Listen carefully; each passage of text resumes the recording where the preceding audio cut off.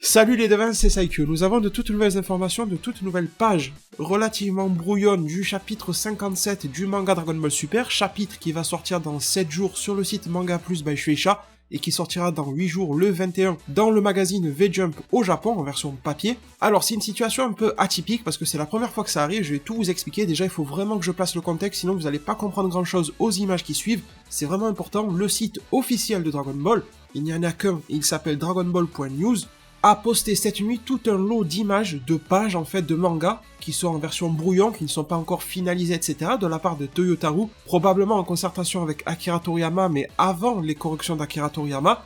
Le site officiel alors de Dragon Ball s'est permis de les poster, et je crois même qu'ils ont fait l'annonce comme quoi il y en aurait chaque mois qui serait posté de la sorte. Il y en a à peu près une dizaine qui dépeignent la suite du combat de la Z-Team face à Moro, sauf qu'il y a comme une petite embrouille sur vraiment que sont ces images-là. Je vous en affiche une à l'écran, on va s'en parler plus tard, pour que vous compreniez un petit peu à quoi ça ressemble. Il y a un petit truc bizarre qui est que le site officiel a dit que c'était des images brouillons du chapitre numéro 56 de Dragon Ball Super, celui qui est sorti le 20 du mois dernier, le 20 janvier.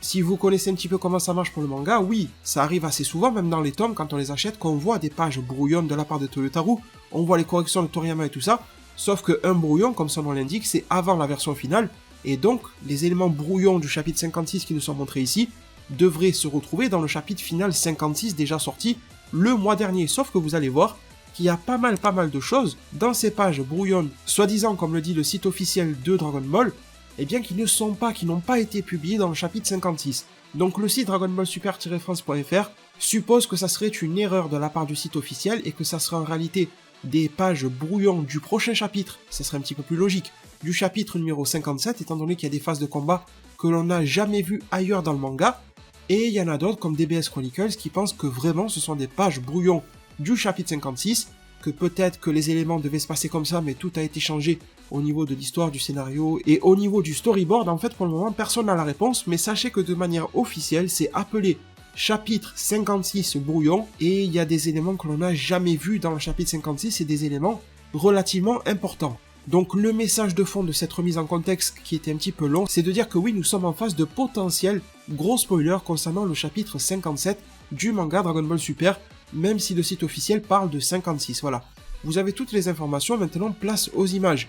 Nous avons un premier set d'images qui va nous montrer par exemple Moro. Alors ça, on aura déjà pu le voir dans le chapitre 56, qui se tient en haut de son vaisseau, aux côtés de Sagambo, le palais de Kami.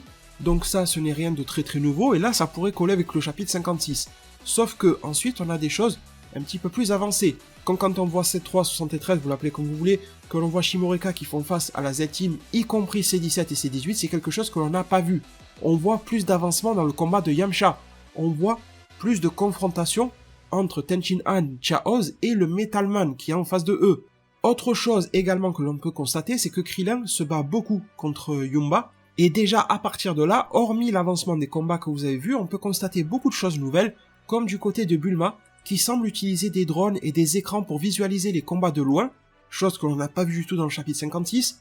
On voit également Shishi qui apparaît et qui donne un côté un petit peu Dragon Ball Z-esque, hein, vous voyez, la réunion de la Z-Team justement, pendant qu'il y a un gros combat, et on voit Shishi qui s'inquiète beaucoup pour Gohan, Gohan qui est quand même sur le premier front, et là il y a tout le monde grâce à Bulma qui peut constater du combat. Ça peut rappeler pas mal quand il passait le combat Cell contre Gohan à la TV, qui ensuite à la télé s'est complètement pété, on a vu Shishi tomber dans les pommes dans l'animé DBZ, tout ça, ça rappelle beaucoup cette ambiance-là, sauf que là, Gohan est quand même adulte.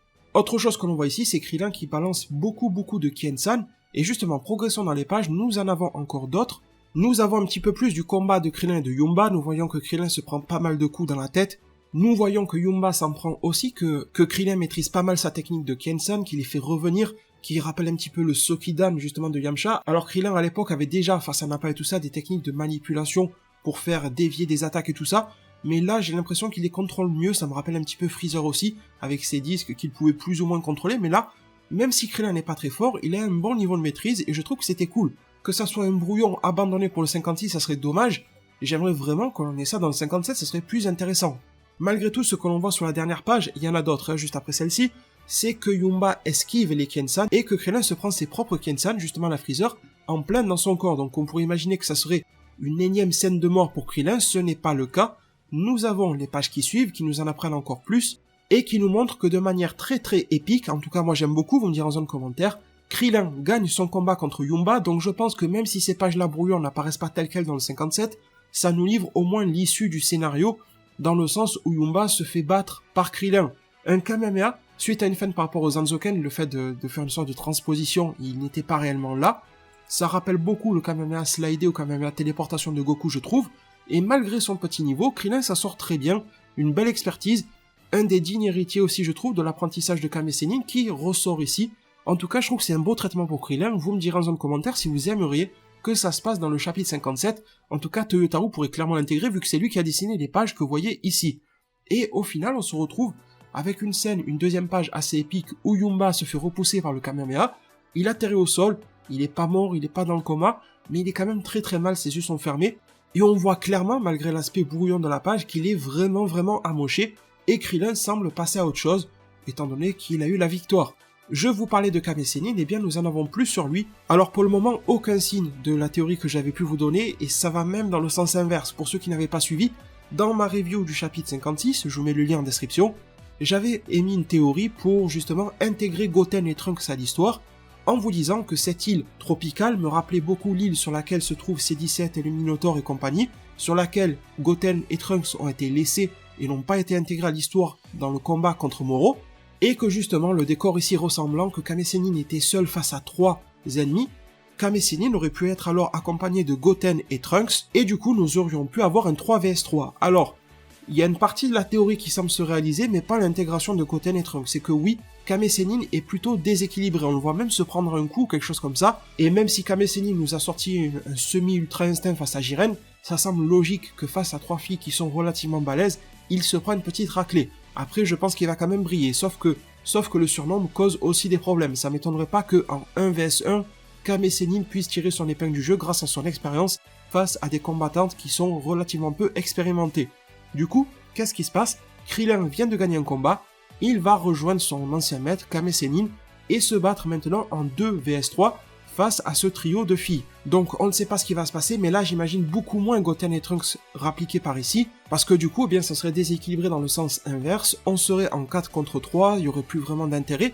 Un truc qui serait drôle par contre, je veux pas forcer avec la théorie, mais un truc qui serait drôle, c'est que seulement Goten se ramène. Ça serait vraiment dommage pour Trunks, mais ça pourrait se justifier parce que Trunks resterait pour protéger l'île et pour garantir la promesse de protection à C-17, mais que Goten rapplique. Et pourquoi est-ce que je choisis Goten?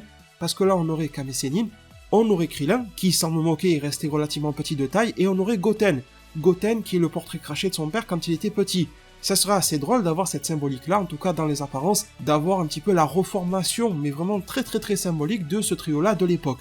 En tout cas, il manque quelqu'un, clairement, pour équilibrer la balance. Ce quelqu'un, on pourrait le trouver ailleurs, du côté de Yamcha, ou du côté de Tenshin Han, ou du côté de Jaco bien sûr. Et nous avons une petite piste, même s'il est éloigné, Tenshin Han. Mais bon, là aussi ça serait déséquilibré parce que Tenshin Han est accompagné de Chaos, vous vous rappelez Chaos en chapitre 56, qui se demandait s'il savait toujours combattre, etc. Eh bien, visiblement il se bat même en 2 vs 1, accompagné de Tenshin Han. Il n'y a pas de 1 vs 1 à la loyale ou quoi que ce soit. Là, de toute façon, peut-être que Tenshin Han se sent vraiment en mode déséquilibre. Il se bat contre le Metalman dans la zone qui était plutôt enneigée avec un château et tout ça. On voit que Chaos utilise ses techniques de télékinésie, peut-être qu'il essaie de paralyser ou autre. Tenshin Han qui tape directement dans le tas, qui utilise peu de techniques pour le moment. Il tape dans le Metalman et vraiment se fracasse la main, c'est ce que l'on constate. Mais grâce aux traductions de la part de Lightning, d'ailleurs je vous mets son compte Twitter en description, on apprend que ce Metalman s'appellerait un truc du style Pickler Quatuor, donc on attend, ça c'est la traduction littérale, on attend quel peut être le jeu de mots lié à tout ça. Et il serait vraiment très similaire à Magetta de l'univers 6, et en même temps, on nous dit que d'après les premières traductions des pages brouillons, il aurait à peu près la même faiblesse que Magetta de l'univers 6.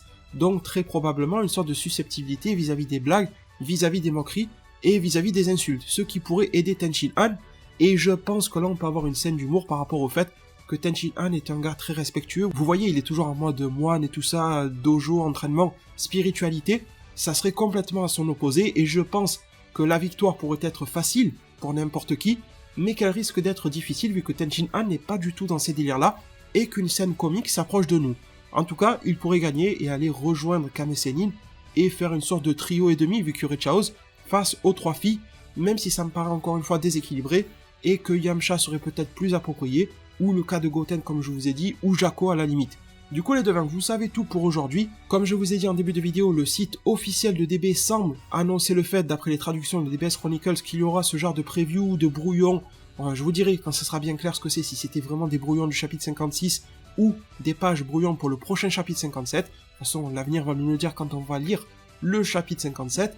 Mais en tout cas, il semble qu'ils vont en poster chaque mois. Donc du coup, c'est bien, ça nous fait du contenu Dragon Ball en plus. On va en découvrir plus à l'avance, ça arrive même avant n'importe quel leak du magazine V-Jump, donc c'est toujours très important. Et je pense que même si ce ne sont que, comme le dit le site officiel, des brouillons du chapitre 56 qui est déjà sorti, et que ça ne sera pas réellement utilisé dans le 57, ça nous montre quand même la direction de l'arc. Et là, on ne parle entre gros guillemets que de Krillin et Kame Sennin, mais imaginez ce genre de pages brouillons, à quel point elles pourront être utiles lors de confrontations finales par rapport à Moro. Pourquoi pas, s'il y a un nouvel arc après l'arc Moro, etc., on pourra vraiment apprendre de grosses révélations grâce à ces pages. Parce que je pense que la mise en scène peut changer entre le brouillon et la page finale, mais pas réellement l'histoire de fond.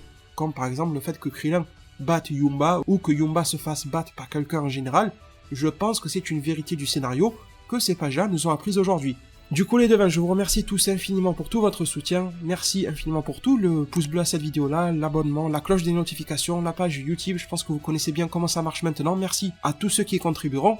Prenez tous extrêmement bien soin de votre futur, et à plus pour de prochains arts divinatoires.